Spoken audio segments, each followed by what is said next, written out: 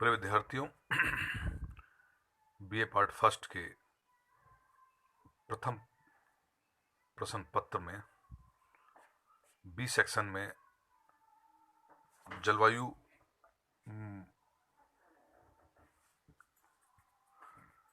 वाले भाग में हम आपसे आज चर्चा करेंगे संघनन और उसके रूप के विषय में।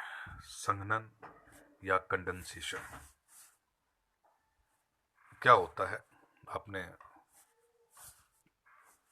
स्कूल के अंदर भी संघनन और उसके विषय में पढ़ा होगा कि संघनन की प्रक्रिया किस प्रकार से विभिन्न मौसम की या जलवायु की विशेषताओं को निर्धारित करती है या बनाती है। भूगोल में इस विषय की क्या महत्वता है, इस विषय पर भी हम चर्चा करेंगे। विद्यार्थियों, जल के गैसीय अवस्था से तरल या ठोस अवस्था में परिवर्तित होने की जो प्रक्रिया है उसे संघनन कहते हैं। क्या बोला मैंने आपसे? जल का या तो गैसीय अवस्था में या तरल अवस्था में जो या ठोस अवस्था में जो परिवर्तित होती है, ऐसी प्रक्रिया को हम संघनन कहते हैं, कंडेंसेशन कहते हैं। संघनन हिमांक से नीचे होने पर बर्फ बन जाएगा। 0 डिग्री टेम्परेचर नीचे होने पर क्या होगा? वो तुषार बन जाएगा, हिम बन जाएगा या पछाव मेघ बनते हैं। संघनन हिम के नीचे होने की स्थिति में हिमांक के ऊपर जो प्रक्रिया संघनन होगा तो उस पर ओस बनेगा, कोहरा बनेगा, कुहासा बनेगा या बादलों का निर्माण होगा। क्या बताया मैंने आपको? टेम्परेचर 0 डिग्री नीचे गया तो बर्फ बन जाएगी, इसमें तुषार, हिम, पछाव मेघ। ऊपर संघनन होगा तो ओस, कोहरा, कुहासा या बादल का निर्माण होता है। धरातल के यदि समीप होगा तो ओस बनेगी, पाला बन जाएगा, कोहरा होगा या कुहासा की स्थिति होगी। और धरातल से ऊपर अधिक ऊंचाई पर होगा तो बादलों का निर्माण होता है। तो ये मोटी मोटी बातें मैंने आपको इस संक्षिप्त विवरण में स्पष्ट करी है। अब हम बात करते हैं इनके थोड़े से विस्तृत रूप के विषय में।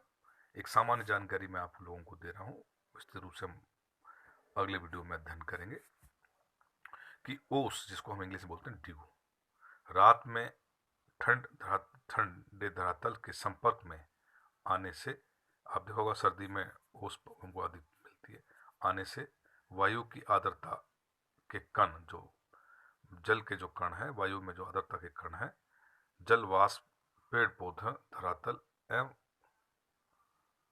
वस्तु पर जल बिंदु के ऊपर में बैठ जाता है। इन्हीं जल बिंदुओं को ओस कहा जाता है। इन्हीं जल बिंदुओं को क्या कहा जाता है? ओस कहा जाता है। ओस के निर्माण के लिए साफ आकाश, लगभग शांत वायुमंडल, उच्च सापेक्षिक आर्द्रता एवं ठंडी तथा लंबी रात होना आवश्यक है। तापमान हिमांक से ऊपर होना चाहिए। तो ओस के निर्माण के लिए साफ आकाश, लगभग शांत वायुमंडल, उच्च सापेक्षिक आर्द्रता एवं ठंडी तथा लंबी रात होना आवश्यक है। तापमान हिमांक से ऊपर होना चाहिए। तो ये बात एक तो सबसे स्पष्ट समझ लें कि तापमान 0 डिग्री से ऊपर होगा तो ही ओस जमेगी, और धरातल के निकट होगी तो ओस जमेगी, यानी कि आर्द्रता के कण नीचे आ जाते हैं और वो धरातल के संपर्क में आकर विभिन्न वस्तुओं पर बैठ जाते हैं। उससे जो बनता है जल का बूंद, ऐसा समझ लें जल के रूप के जो जल बूंदे होती हैं उन्हें हम ओस कहते हैं। दूसरा है पाला या तुषार।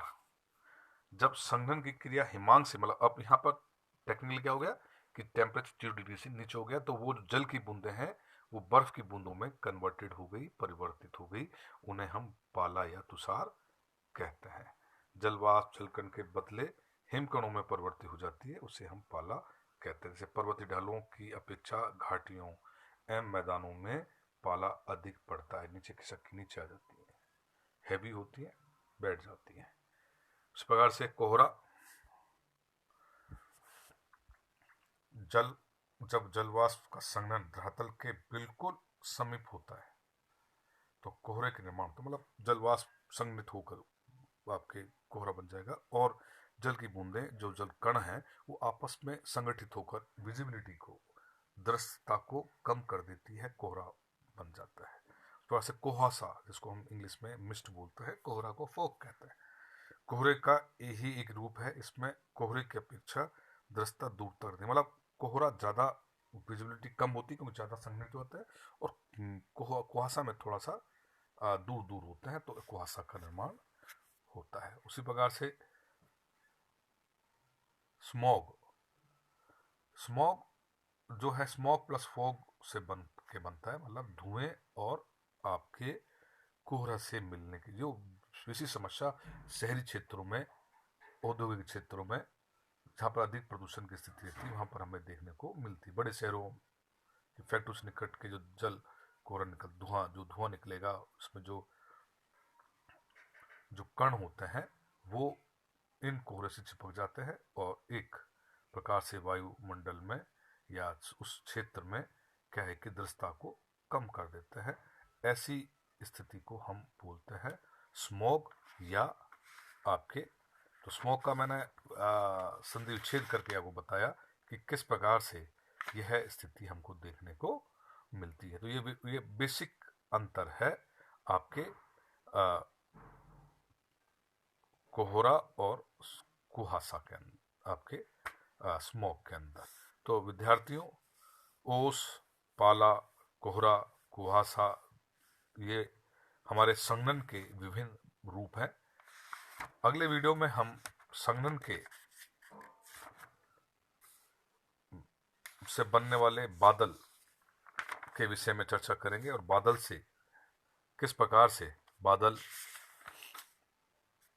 की विभिन्न आकार, विभिन्न प्रकार और के विषय में